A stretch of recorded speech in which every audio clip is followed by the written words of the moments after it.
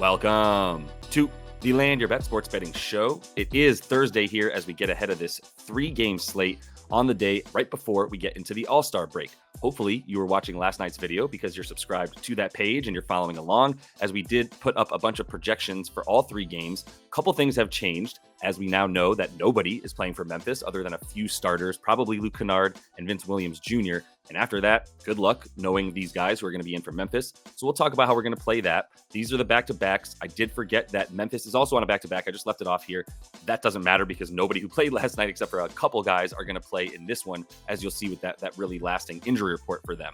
Another quick reminder that this is the last day before All-Star break, so things are going to be weird. We're going to be seeing some guys that we might not normally see get a few more minutes than they normally get. As a result, we can play them, and that's why this video comes out the day of every day with final best bets and predictions, player props, so that you know exactly what I'm playing based on the fact that I have new news that I got the morning of games, right? And then also, like I said, that projection video that comes out early gets us some early looks at lines that we usually get ahead of and get some really good EV on. So talking about these guys that haven't been playing as much, but this one has lately, and that's Scoot Henderson, who's been getting a bunch more minutes and is now firmly sort of entrenched in the rotation as the backup to Anthony Simons. And when we don't have Malcolm Brogdon in there as well, now we got a lot more Scoot Henderson.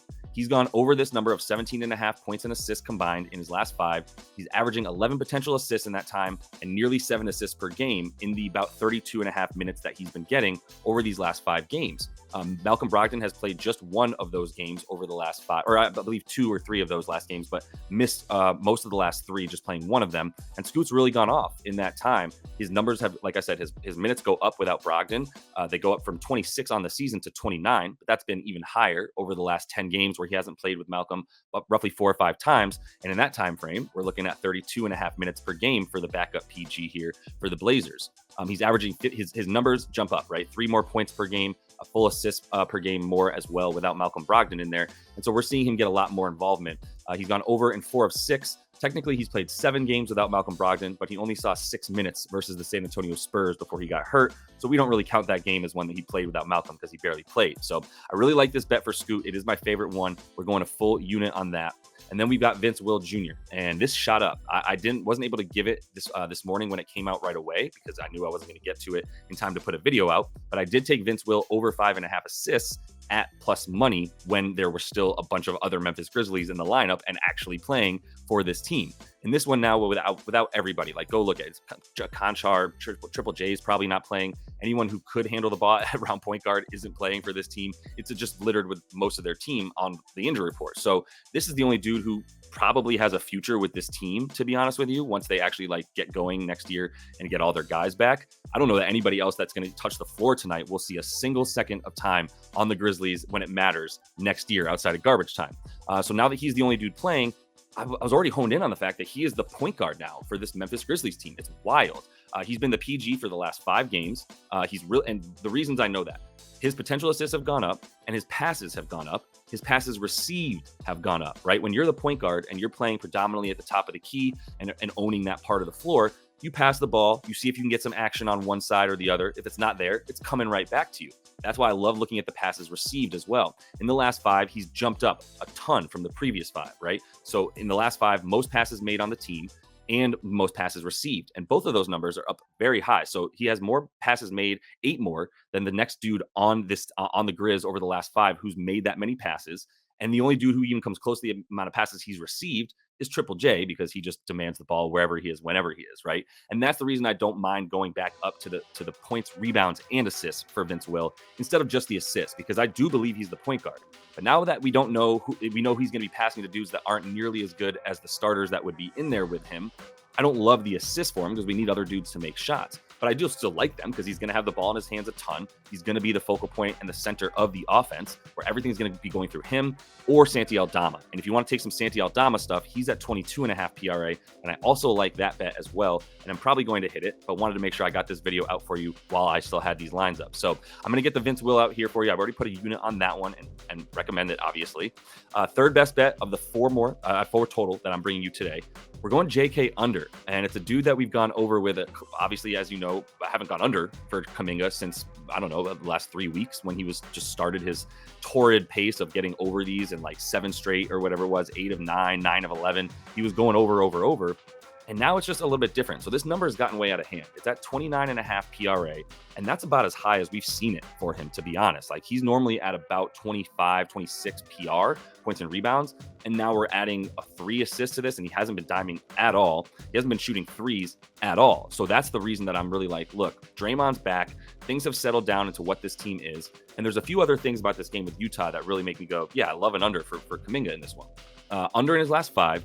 In those last 5, 24.5 PRA that he's averaging, obviously well under the 30 that he needs in this game, 8.8 rebound chances and 4.4 boards. And that's in large part because Draymond's in there getting more rebounds, and Looney has been getting some good minutes as well. Moody has been in there, much better rebounder. Gary Payton II has been in there as well. All these dudes come in and start taking some of these stats from Kuminga. He's still getting minutes. He's playing like 34 minutes over his last 5 games. So it's not like he's losing in over his last 10 as well, right? It's not like he's just giving up minutes to other dudes necessarily, but he's giving up floor space. He's giving up the need to actually like be a go-to player as often. And he's giving up some stuff around the rim where there's other dudes who are better rebounders now who are coming in and also taking some boards from him on his own team. The other thing is the usage. And I do want to mention Utah, really good rebounding team. We know that. Kessler's in there now. So they are still limiting opponents' rebounds to like the 3rd fewest over their last 5. To power forward specifically, they're limiting teams to the power forward position to the 2nd fewest rebounds per game over their last 7. John Collins started playing a lot more small ball 5-4, Markkanen as well. And both those dudes have been really bad matchups for opposing power forwards. And now we've got Kessler in there as well. So they're very big in the front court when all 3 of those dudes are on the floor, which you can do with Markkanen because he's such a good shooter and can space the floor and all that. So there's not much room for power forwards to get rebounds these days against the Utah Jazz. And Steph and Clay on back-to-backs, man, are just going off, right? Like they're shooting the ball more than 40 times on average per game this season when they play on no rest. That is a 43% use rate between 2 guys who are averaging about 32 to 35 minutes per game between the 2 of them, right? Combined, it's like obviously they're playing most of the game, but like either way, like there's not a lot of shots to go around. So the points at 19.5 is high. The rebounds and assists I like to put together because the rebounds are lower than they've been. I believe about 5, 6.5, depending on which book you find it on. But we put it all together with the assist that he needs to get 2, and I don't even know if he's going to be able to do that with only like 4.5 potential assists per game the last 5 that he's been playing. So everything's sort of come back to the mean for JK. He's still a very good and better player than he was last year and the year before, finally getting the volume and the minutes. But this is too high of a number for him, so we're going to fade him on this one.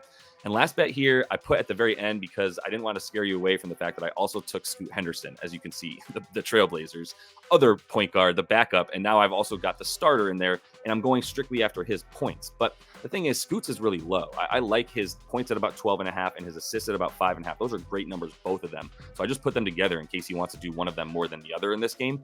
But more importantly, like, Anthony Simons' points is way too low as well because both of these dudes shoot up, unsurprisingly, in usage and points per game, all their stats as soon as Malcolm Brogdon is off the floor and out of the game and not playing at all. So without Brogdon, we like Anthony Simons to get over 21.5 points tonight. He's got 28 per game without Brogdon in versus the 21.5 that he averages in the games that Brogdon plays. The usage rate without Brogdon jumps up from 27 to 32.7, so a solid 5% more. That's like roughly 4 more shots per game. And the 4 for 10 from 3 versus Minnesota last game, really indicative of what he's going to have to do this game. I do think this is a good game for Portland to stick around and hopefully cover at the end. I think they're going to be around for the majority of the game in the first 3.5 quarters. Whether or not Minnesota decides to pound them at the very end and just win this game by double digits, who can really say? But I do know that Anthony Simons will be a big reason that they're staying in the game, and he's going to have to score a lot of points. He's going to be taking a lot of shots. And he does like playing at home. That's been the case for his career and definitely this season as well. And in the last 3 at home, comfortably over, a couple points over in a game where, like, I don't think there's going to be much scoring coming from elsewhere, right? Like, I don't know that DeAndre Ayton's going to be able to replicate what he did against Rudy last game. Maybe not, but Jeremy Grant is in line for a rude awakening of sorts. Not a very good game against a really solid front court, as we know. Simons did get 4 free throw attempts last game, and I think he could hit at least one more 3. He got 20 points. I think he's good for 22 in this one, so let's take him. Quick review. I did throw Minnesota at Portland over 216. That should not say 261.5, 216.5 last night. And so I want to make sure you know that for half a unit. It went down to 214.5. So I don't blame you if you don't tail me on that one because I lost value, obviously, as other people bet it down. I just think no one's going to be bringing defense in this game. So you know the other 4 bets. We got 4.5 units to make 4 back. Yesterday, we did at least make some money. We got 0.3 units that we made back after a slightly losing day the other day. on the season now. We are up 21.5 plus 30.5 total. So feeling pretty good about that. We're going to keep moving along. I got to run because I'm going to be on the Kyle Kerm show on YouTube. So hopefully this comes out in just a couple minutes and you can get that. So until I see you next, happy betting.